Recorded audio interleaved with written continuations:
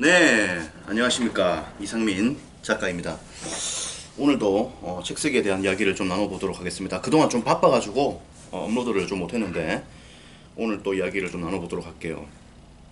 저는 이상민 작가입니다.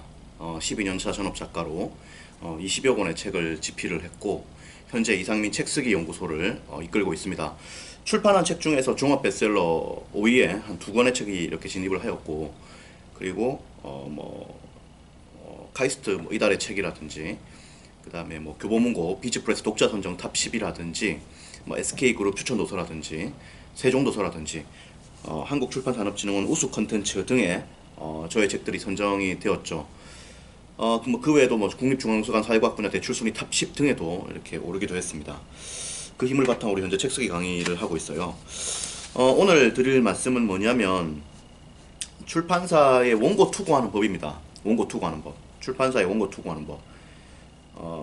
자, 여러분들이 이제 책을 다 쓰고 나서는 출판사의 원고 투고를 해야 됩니다. 그리고 출판 계약을 해야겠죠. 자, 여러분들이 출판사의 원고 투고를 하는 법은 먼저 여러분들 이메일로 출판사의 원고를 투고해야 됩니다. 이메일로 출판사의 원고를 투고해야 됩니다. 그래서 한 300군데 이상에다가 이렇게 출판사에 이렇게 투고를 해야 돼요. 300군데 이상에 해야 되고, 그리고 이 출판사 리스트를 확보를 해야 됩니다. 리스트 확보 방법은 서점에 가서 이렇게 찾아보는 방법이 사실은 가장 좋아요. 가장 좋습니다. 물론 이제 검색을 통해서 알아보는 방법도 있고, 예를 들어서 출판유통진흥원이라든지 이런 데 들어가면은 출판사 리스트가 있습니다. 그 출판사 주소가 있어요. 하나하나 검색을 하면서 찾아보는 방법이 있어요. 그렇게 해가지고 거기 출판유통진흥원이라고 있습니다. 거기 한번 검색을 해보십시오. 출판유통진흥원. 거기 검색을 해보시면은 들어가서 이렇게 검색을 해보면은 출판사 명을 넣으면은 이제 소개가 나와요. 이메일 주소도 나오고 전화번호도 나옵니다. 근데 이제 그렇게 하는 방법도 있는데 그것을 추천을 드립니다만은 그게 또 100% 정확한 건 아닙니다. 왜냐면은 출판사 이메일 주소가 바뀔 수도 있어요. 그래서 사실 가장 좋은 방법은 서점에 가서 이렇게 확보를 하는 방법이 사실은 가장 좋습니다. 가장 좋아요. 그래서 서점에 가서 확보를 해보시고, 저도 역시 주기적으로 서점에 가서 확보를 해봅니다. 그래서 저 같은 경우는 한 8, 900개 정도 이렇게 정리해서 가지고 있어요. 그래서 그것을 전교 수강생들한테는 무료로 드리고 있고, 일반 회원들한테는 좀 유료로 판매를 하고 있습니다. 하고 있는데, 여러분들이 그거를 이제 무료로 구하고 싶으면은 서점에 가서 확보를 하는 게 사실은 가장 좋아요. 그게 가장 좋고, 그렇게 해가지고 적어도 300군데 이상은 확보를 해야 됩니다. 그렇게 해서 그 이메일 주소로 원고 투고를 해야 돼요. 예전의 경우에는 예전의 경우에는 이제 출판사 들고 갔단 말입니다. 이 원고를. 하지만 요즘은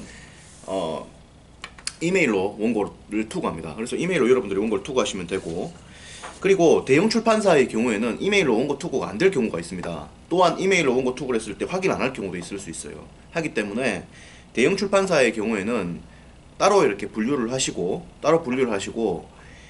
해당 홈페이지에 가서 원고 투고를 하십시오. 원고 투고를. 예를 들어서 다산북스라든지 그 다음에 RHK라든지 북21 같은 경우는 필수적으로 홈페이지에 투고를 좀 해야 됩니다. 최근에 흐름출판 이런 데도 이제 홈페이지 투고를 받고 있는데, 예전부터 이런 데는 이제 출판사 그 홈페이지에 들어가서 이렇게 투고를 해야 돼요. 비즈니스북스라든지 이런 데는.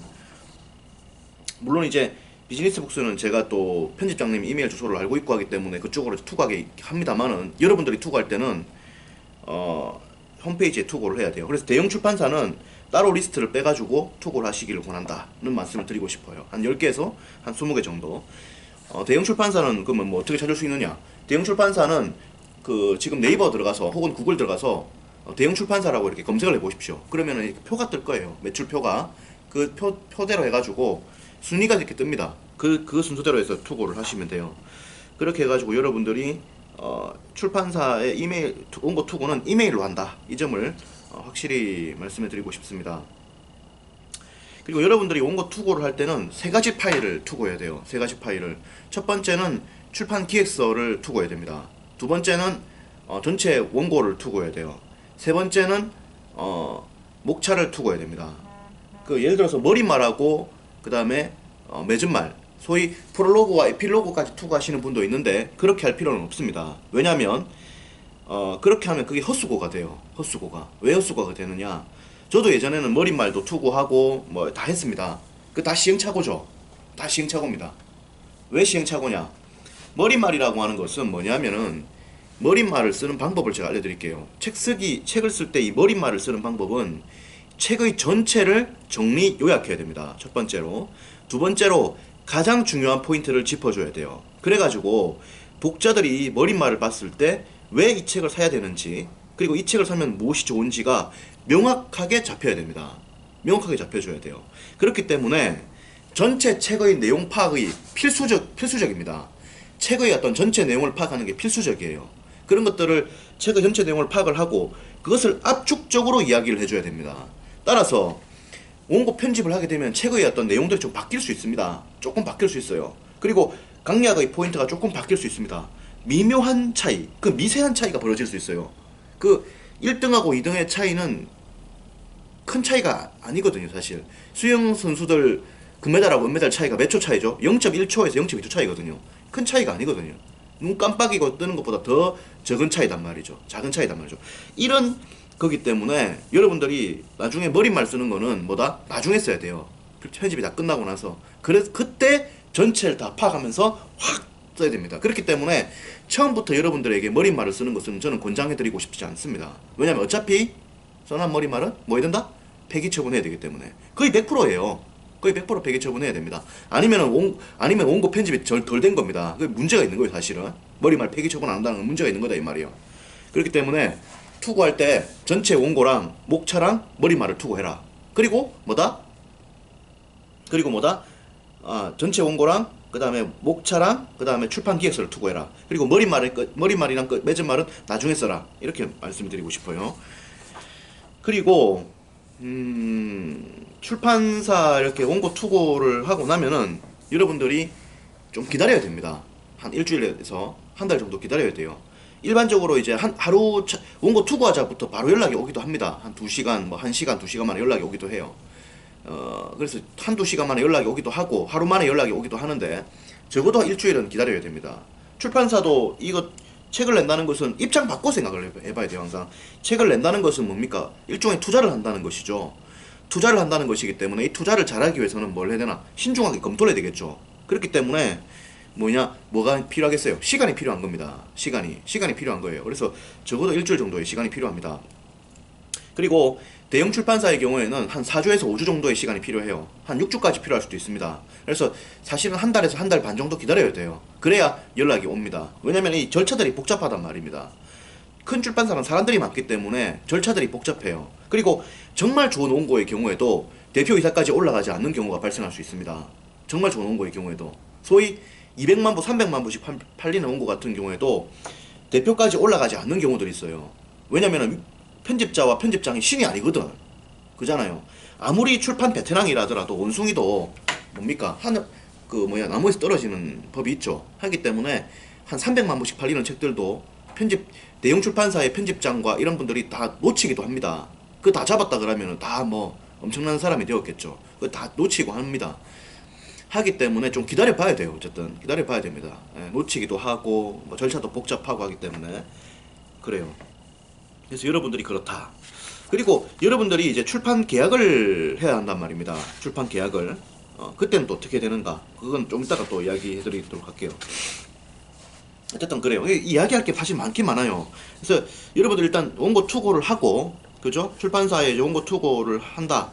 할 때는 또 뭐 해야 되느냐면은 100% 완성 원고를 투고하는 것을 원칙으로 해야 됩니다. 100% 완성 원고를. 100% 완성 원고를 투고하는 걸 원칙으로 해야 돼요. 왜냐면은 기본적으로 여러분들이 이제 책을 써가지고 투고할 때 이 100% 완성 원고 투고가 기본 원칙이 돼야 됩니다. 기본 원칙이. 이랬을 때 출판사에서 또 편집하기가 좀 수월해요. 편집하기가 수월하고 여러분들의 책도 좀 정확하게 나옵니다. 정확하게 변수 없이 나온다는 겁니다. 변수 없이. 그런데 만약에 원고를 한 20%만 써가지고 투고를 했다.